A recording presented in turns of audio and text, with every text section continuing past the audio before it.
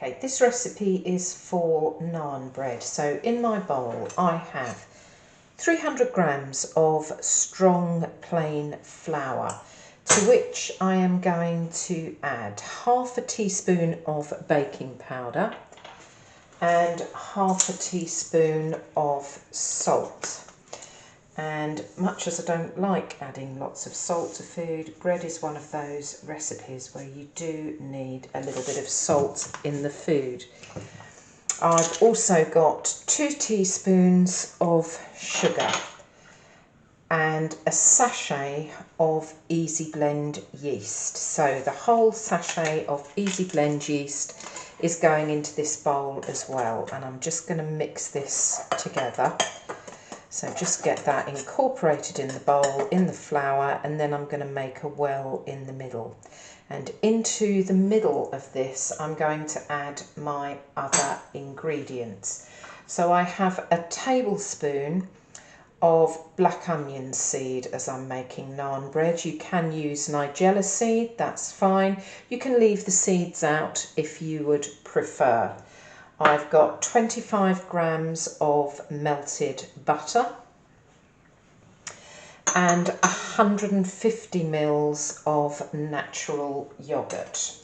So that's all going to go into the middle of this bowl. I've also got ready 125 mils of warm water. So I'm going to add some of the water, but not all of it, because I don't want to make this dough too wet. So having added all of those ingredients, just stir, and what you're looking for is a nice soft bread dough.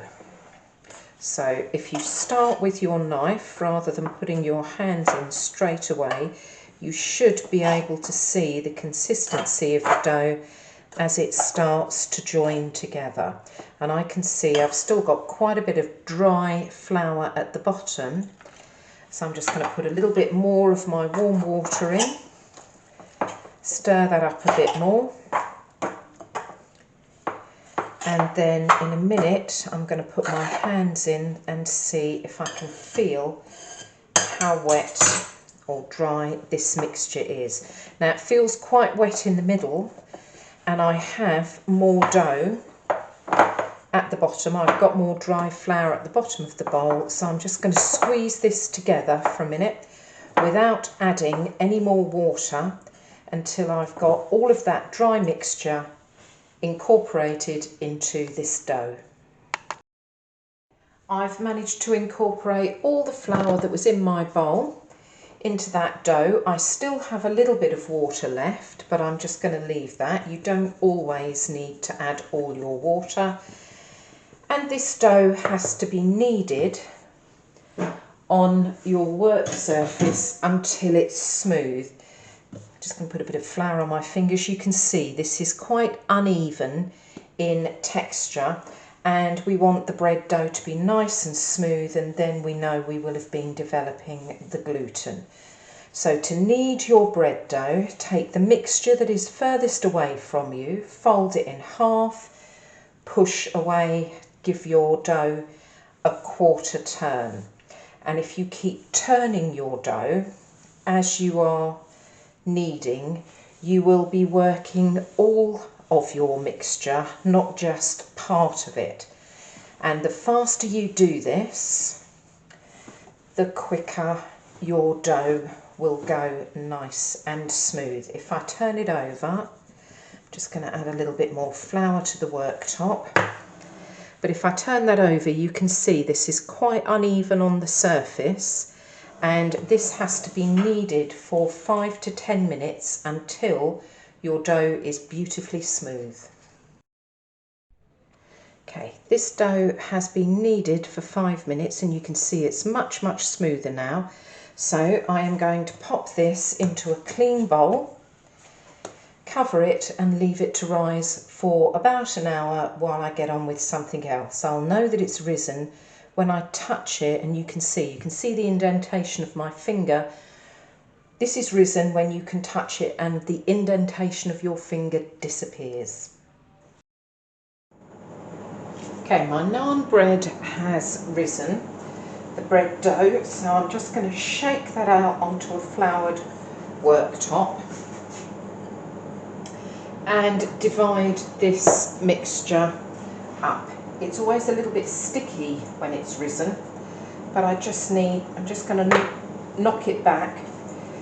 Some of the air will go out of it, and then I can divide it up into 6 balls. This should make you 6 naan breads. You can make more if you would prefer, but I'm just going to divide this up into 6. That side, right, here we go. So half into 3, and then I can shape these and cook them. So it's a nice soft dough, and you will need a rolling pin, or you can use your hands to roll this out. So one piece at a time. Just knead the dough a little bit, turn it over so that you have a smooth surface on the top, and then you're going to need your rolling pin to roll this out. So your roll, traditionally naan bread is a teardrop shape, so you need to try and roll this into a teardrop shape. And remember that it's bread, so you can pull it about as much as you like. It's quite forgiving. We want it to be wider at the bottom and narrower towards the top. So